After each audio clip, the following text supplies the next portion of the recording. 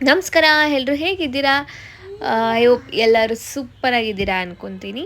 So ಇವತ್ತೊಂದು quick mini vlog ಮಾಡೋಣ ಅಂದ್ಕೊಂಡೆ.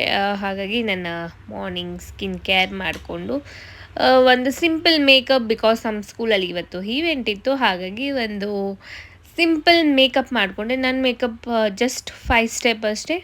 Moisturiser, foundation, lipstick, Kajal, that's all.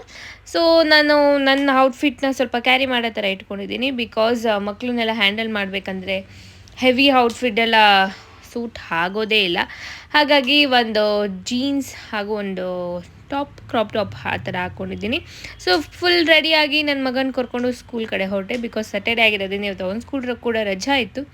ಮಕ್ಳಿಗೆಲ್ಲ ಹೋಗಿ ಚಿಯರ್ ಅಪ್ ಮಾಡಿಬಿಟ್ಟು ಸ್ಟೇಜ್ ಮೇಲೆ ಹೋದೆ. ಸೊ ಎಲ್ಲ ಸೆಟ್ ಆಗಿತ್ತು ಆಲ್ರೆಡಿ. ಪೇರೆಂಟ್ಸ್ ಕೂಡ ಬಂದಿದ್ದರು. ಪ್ರೋಗ್ರಾಮ್ ಕೂಡ ಆಲ್ಮೋಸ್ಟ್ ಸ್ಟಾರ್ಟ್ ಆಗಿತ್ತು.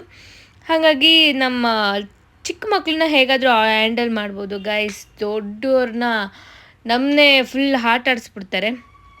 ಸೊ ಪ್ರೋಗ್ರಾಮ್ ಸ್ಟಾರ್ಟ್ ಆಯಿತು. ಪ್ರೋಗ್ರಾಮ್ ಎಲ್ಲ ತುಂಬ ಚೆನ್ನಾಗಿ ಬಂತು.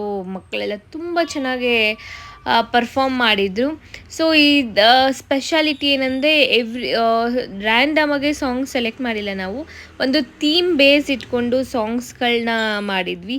ಸೊ ಹಾಗಾಗಿ ಸಾಂಗ್ಸ್ ಎಲ್ಲ ತುಂಬ ಚೆನ್ನಾಗಿ ಬಂತು. ಒಂದು ಅರ್ಥಪೂರ್ಣವಾದ ಸಾಂಗ್ಸ್ಗಳು ಅನ್ಬೋದು.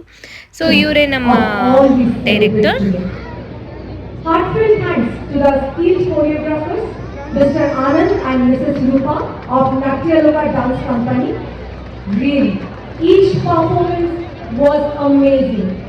Thank you for your excellent and innovative choreography to turn this celebration to a grand success. Finally programme ಎಲ್ಲ ಮುಗೀತು. ಪ್ರೋಗ್ರಾಮ್ ಎಲ್ಲ ತುಂಬ ಚೆನ್ನಾಗಿ ಬಂತು. ಸೊ ಎಲ್ಲರಿಗೂ ಬಾಯ್ ಹೇಳಿ ವಾಪಸ್ ಕೆಳಗಡೆ ಬಂದ್ವಿ. ಪೇರೆಂಟ್ಸ್ ಎಲ್ಲ ತುಂಬ ಚೆನ್ನಾಗಿ ಬಂದಿತ್ತು. ಈ ವರ್ಷ ತುಂಬ ಚೆನ್ನಾಗಿತ್ತು. ಮಕ್ಕಳು ತುಂಬ ಚೆನ್ನಾಗಿ ಮಾಡಿದರು. ನಾವು ಚೆನ್ನಾಗಿ ಎಂಜಾಯ್ ಮಾಡಿದ್ವಿ ಅಂದರು.